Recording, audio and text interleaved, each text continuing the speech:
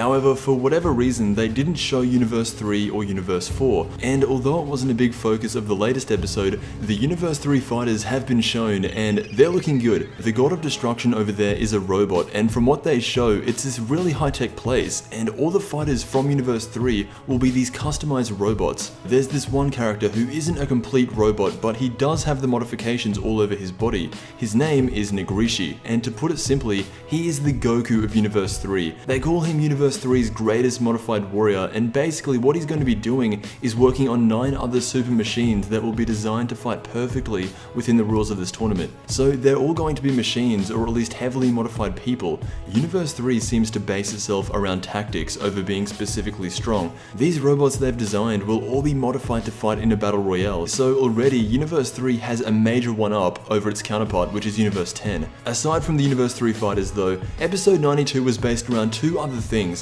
and that is finding a replacement for Majin Buu and the Universe 6 Saiyans. Starting with the Universe 6 Saiyans, a new piece of information was dropped on how the original Super Saiyan form works. As Kaba is teaching Caulifla, he says that to become a Super Saiyan, you need to focus the energy from around your back. Before now, that was never a thing. The Super Saiyan transformation was generally assumed to come from anger and rage. But Caulifla starts focusing the energy in her back, and before she even knows it, she's got a new form. Caulifla then asks Kaba to teach Kale to become a Super Saiyan, and that will be the focus of the next episode, because there is a very iconic scene in the preview that pretty much shows that very soon the legendary form will be awoken once again. The rest of this episode is all about the Universe 7 fighters. Hercule explains to Goku that usually Majin Buu only sleeps for 1 second, but anytime he sleeps longer than a second, it will take around 2 months for him to wake up. Now, you could have easily thrown Majin Buu into the time chamber and wait, but they made it very clear that Majin Buu was staying asleep when Vegeta, for the second time,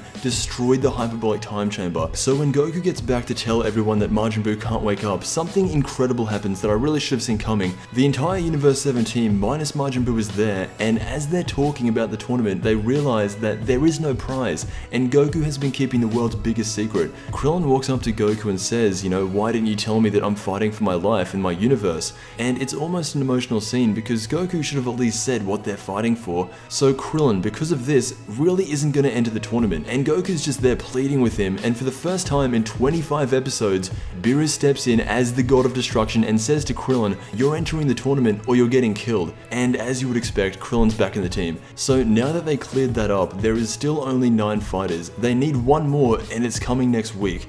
The return of Frieza once again. Beerus says something that reminds Goku of the man himself, and with that is where the episode ends. The next episode preview is showing some of the Universe 4 fighters, but more importantly, Frieza is joining the team, and whenever Goku and Frieza meet, it's always good. Goku usually becomes a lot more cruel around him, and Frieza does the same. But yeah, let me know what you think of Dragon Ball Super episode 92. Again, another solid episode. I want to thank you so much for watching, and I will see you in the next Dragon Ball video.